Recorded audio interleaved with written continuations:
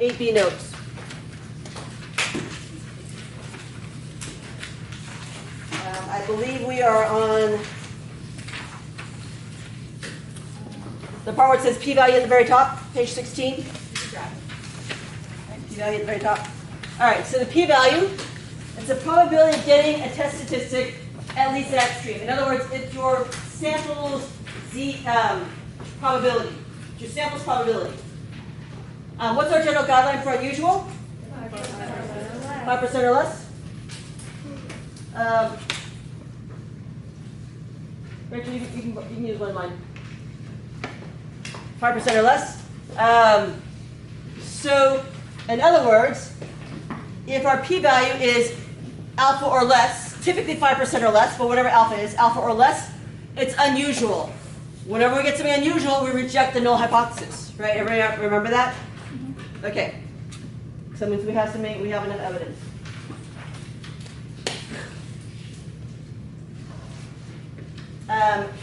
This is useful. Think of it this way. Over here, I don't have enough evidence. I do not reject H naught. It's not guilty. Right? You're assumed innocent until proven guilty. However, if I have enough evidence, if I'm over here, I reject H naught. H naught's guilty. We reject H naught. Make sense? So, if you're over here, this is the guilty region. The enough evidence to convict him, to reject him. So think of it that way. That's kind of the easier way. If you kind of wrap your head around it that way, it's kind of the best, I think, way to kind of think about it. All right. So here's a p-value example from last class. Remember, we had our z-score is 1.60. That led to a p-value of 0.0548. If my alpha is 0.05, then we do not reject H naught, right? Because it's not 5% or less. 0.0548 is not 5% or less.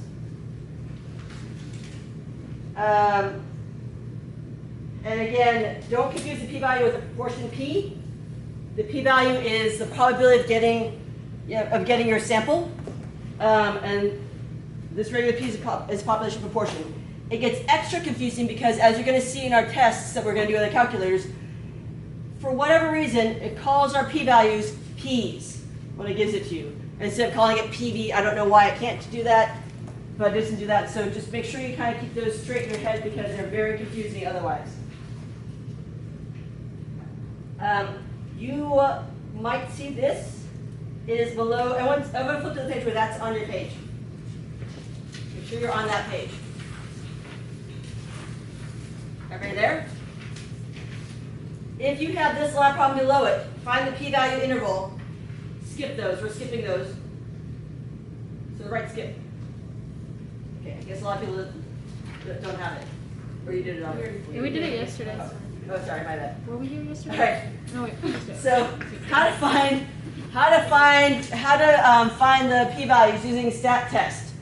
So here are the ones we're gonna concern ourselves with right now. We're not gonna worry about the ones that start with 2, because those are all 2 samples which we're gonna deal with in chapter 9. We have not gotten there yet. So these are the ones that we have sort of gotten to so far. Which of these do you think are for tests and which ones are for confidence intervals? The ones that say tests, exactly, are for hypothesis tests. These are for hypothesis tests. And these ones are for confidence intervals. Make sense? We also, please note, that we don't care about the z-test. That's the one we will not ever use. Because that's when we have a mean, and we're trying to find a mean, and we happen to know our sigma. And it's unrealistic for you to not know your mu and know your sigma. So that one we're never going to use. So if it's a mean Mr. T, you're going to use t-test, or t-interval. Proportion, easy peasy, PZ, proportion Z table, we're going to use one proportion Z test. So the proportions will actually say proportion. That actually helps you. Or one proportion Z interval if it's a confidence interval. So we're going to explore hypothesis test for proportion. So we're going to use our 2 quiz problems that we had that we did today. So everybody bust out your CI calculator. If you don't have your calculator, turn on your computer. So everybody hold up your calculator. Okay, or turn on your computer. And open up your TI 8384 calculator. Calculators over here, guys, folks? Good. So go to Stat and slide over to Test. And then we want one prop Z test. One prop Z test. I'll show you. So I'm going to hit Stat, right here, this button in the middle, Stat, and then arrow over to Test, and you'll see all of these, right? All these ones there. We want one prop Z test, number 5. One proportion, because we don't have 2, we have one proportion Z test, enter. All right, so my P naught, what was my claim? Okay. Oh, good question. Okay, so we want the proportion. So take a look at your 2 problems from your quiz. Which one involved a proportion? The first one or the second one? The second one. The second one. So I want to go to the second one. What was my claim? Yeah, 0.17.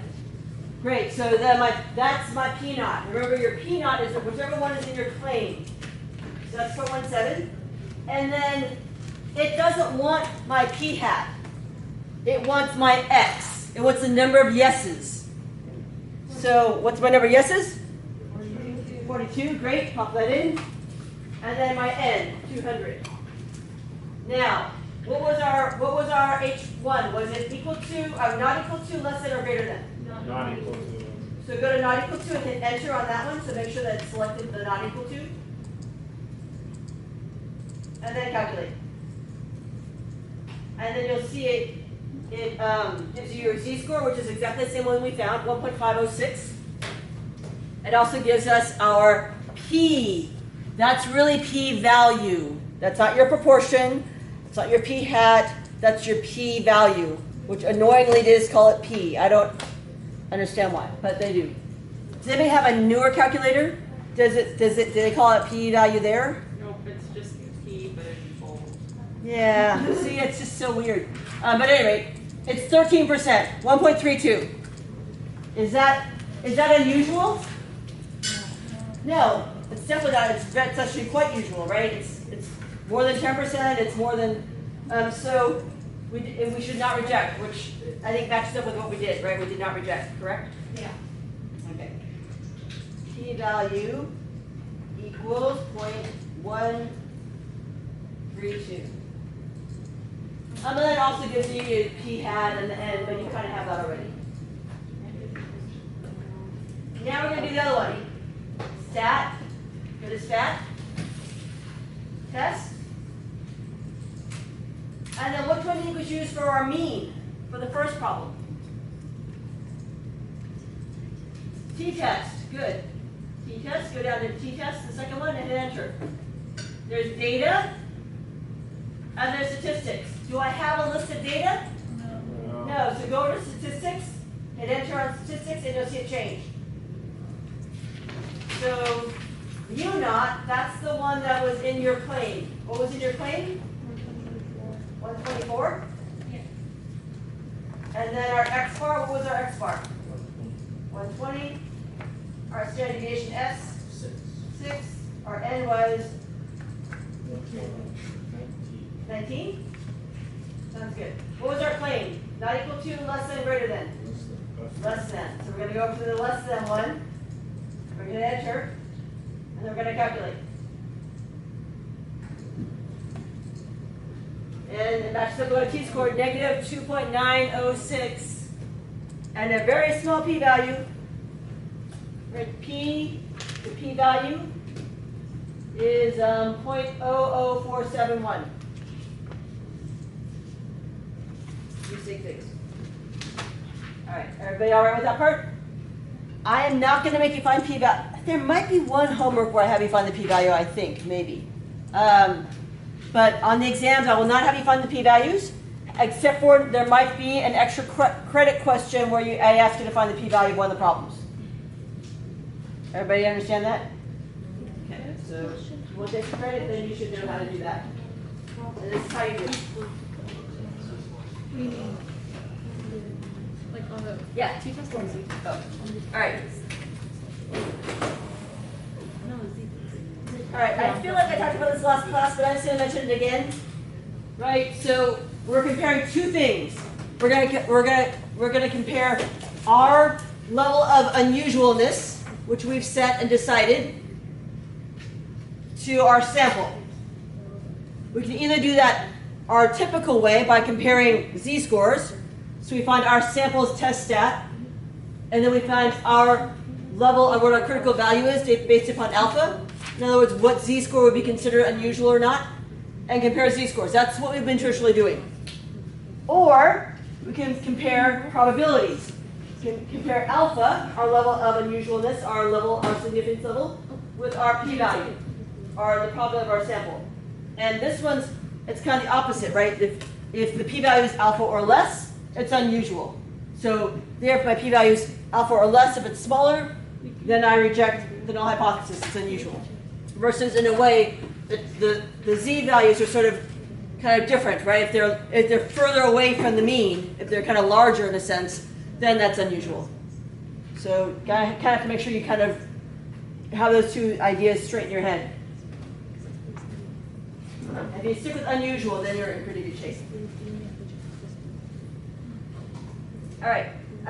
If you're looking at the p-value way, the hypothesis test is as follows. So your hypothesis, identify the claim, find your test statistic, find your p-value, make the decision. Compare alpha and your p-value. Reject if the p-value is less than or equal to alpha.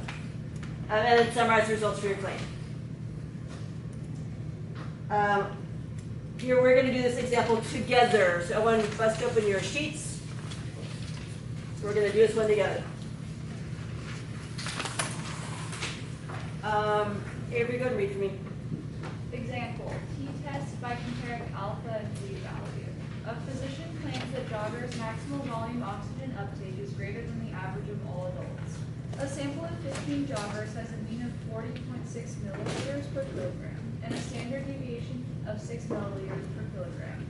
If the average of all adults is 36.7 milliliters per kilogram, is there enough evidence to support the physician's claim that alpha equals 0.05? All right, so what is our claim? Mu is greater than 3.7. How do you know it's a mean? Because it says mean and it says average. Okay, good. It's a mean. So that means that the claim is mu. Good. Claim is mu is what? 36. He claims that the volume is greater than average. Is everybody all right with that part? 36. So his claim is that mu is greater than something. What's the average? 36.7. Average of all adults is this part here. So don't get mixed up with this other part, the first number you see. This other part where it says a sample of all joggers. This is your sample. This whole part in orange here, that's your sample. Sample 15 joggers has a mean of 40.6, standard deviation of 6. So maybe we'll write those numbers down since they're kind of sitting right there yelling at us, staring at us. Let's see, we got our N is 15, great. Our sample mean X bar is 40.6, and what else we got? S is 6, great. Oh, and then while we're here, our alpha is 0.05. And I might as well write down, just to be clear, my mu is 36.7. Okay, great. State our hypotheses, identify our claim. All right, so what are our hypotheses then? H naught is what? Mu is equal to 3. Yeah, mu is equal to, remember H naught's always equals, so here mu equals 36.7. Is that my claim? No. No, my claim is less than, so H1 must be my claim.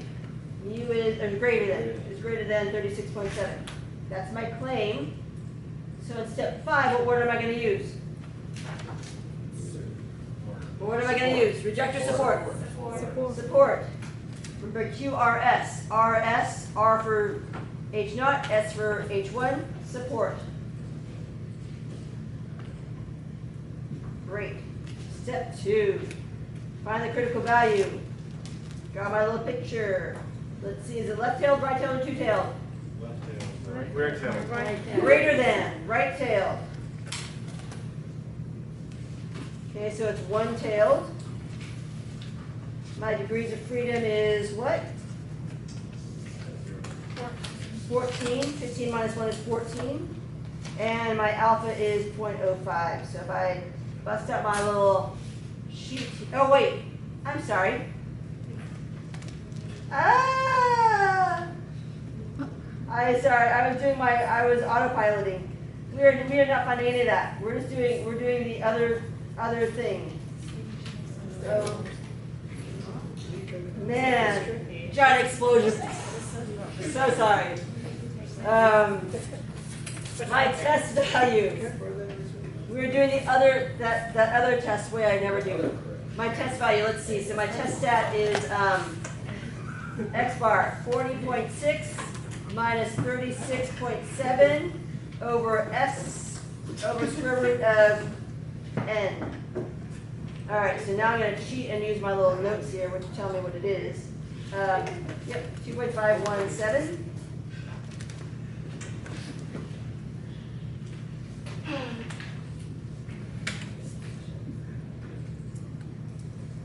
Great. Okay.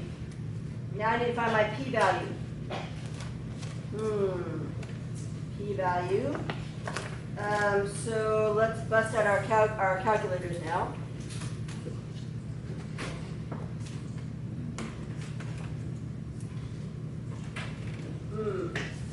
All right, so stat, test, this is the mean, so it's going to be t-test. My mu is 36.7. My x bar is 40.6. And so I did stat test to get in the t-test to get here. Standard deviation 6, n is 15. What's my claim? Greater than. Good. Calculate. All right, so there's my test stat. 2.517, is that what I got? Great. And then my p-value is 0.0123. My p-value is 0.0123.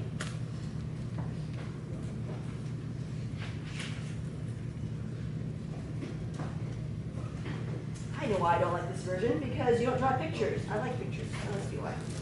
Okay, so here I'm going to compare the p-value to alpha. So my p-value is 0.0123. Is that less than alpha or more than alpha? Less than. Yep, it's less than alpha. So now I'm going to reject H naught. So here, since there's a picture, I have to say Y. So everyone on board? And step 5, since I rejected H naught, I have enough evidence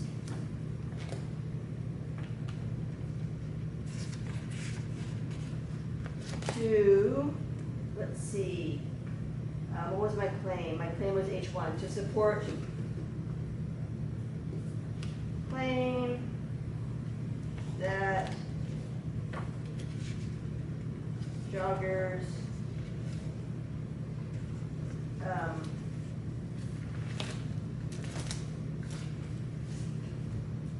oxygen uptake is greater. Oxygen uptake is greater than average.